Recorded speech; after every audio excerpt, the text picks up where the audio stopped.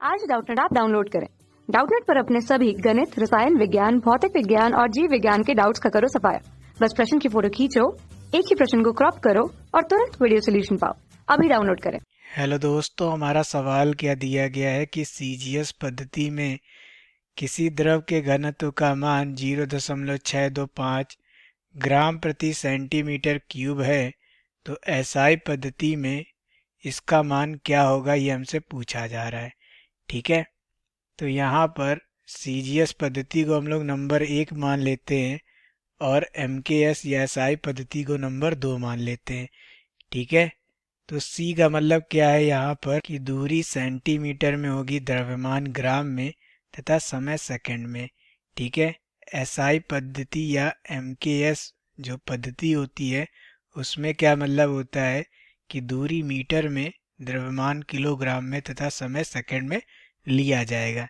ठीक है, तो यहाँ पर हमको क्या दिया गया है कि 0.625 ग्राम प्रति सेंटीमीटर क्यूब है। ठीक है, तो यहाँ पर N1 का मान जो दिया गया है वो 0.625 दिया गया है। ठीक है, तो इसका हम लोग विमीय सूत्र लिख लेते हैं, तो वो क्या हो जाएगा, U1 हो जाएगा। विमीय सूत्र यहाँ से लिख सकते हैं ग्राम प्रति सेंटीमीटर क्यूब से, क्या हो जाएगा ये M। ठीक है, M L की घात क्या हो जाएगा, -3 हो जाएगा। ठीक है, तो ये M1 हो जाएगा, ये L1 हो जाएगा। हमको N2 का मान ज्ञात करना है कि एमकेएस पद्धति में इसका मान क्या होगा। ठीक है, विमीय सूत्र इसके लिए भी क्या हो जाएगा, यही हो जाएगा। ठीक है, यानी कि इसको क्या लिख देंगे, M2 L2 की घात -3। ठीक है, तो ये हो जाएगा हमारे पास। तो हम लोग जानते हैं कि N1 U1 बराबर क्या होगा, N2 U2 होता है। ठीक है, जब हम लोग एक पद्धति से दूसरे पद्धति में, ठीक है, मात्रा को बदलते हैं तो इसका इस्तेमाल करते हैं। ठीक है, N1 का मान क्या है, 0.625 है। U1 का मान क्या है, M1 L1 की घात -3 है। ठीक है, बराबर N2 का मान हमें ज्ञात करना है। U2 का मान क्या है, M2 L2 की घात -3। ठीक है, तो ये क्या हो जाएगा, 0.625। ठीक है, M1 के नीचे हम लोग M2 लिख लेते हैं। ठीक है, और यहाँ पर क्या लिख सकते हैं, L1 बटे L2 की घात -3। ठीक है, बराबर क्या हो गया, N2 हो गया।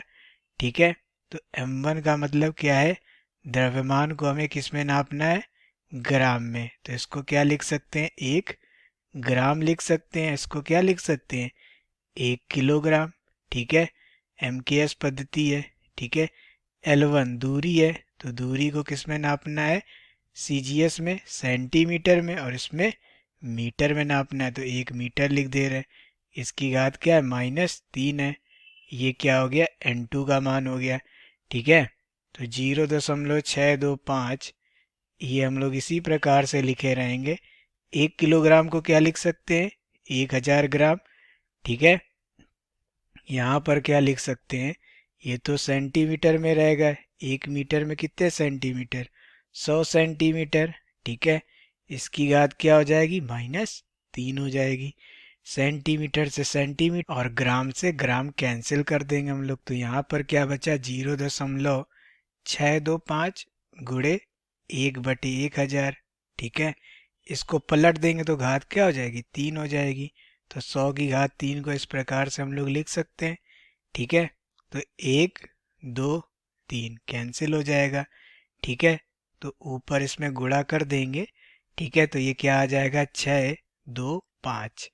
ठीक है, तो ये हमारा आंसर हो जाएगा कि एमकेएस पद्धति में या एसआई पद्धति में, ठीक है, जो घनत्व हो जाएगा वो 625 किलोग्राम प्रति मीटर क्यूब हो जाएगा। ठीक है, तो हमारे इस प्रश्न का सही उत्तर क्या हो जाएगा, विकल्प नंबर डी हमारे इस प्रश्न का सही उत्तर होगा। ठीक है, यही हमसे पूछा गया था। Thank you. कक्षा 6 से 12वीं से लेकर नीट, IIT, JEE वो एडवांस के लेवल तक 1 करोड़ से ज्यादा छात्रों का भरोसा। आज ही डाउनलोड करें डाउटनेट ऐप या व्हाट्सएप करें अपने सारे डाउट्स 8400 400 400 पर।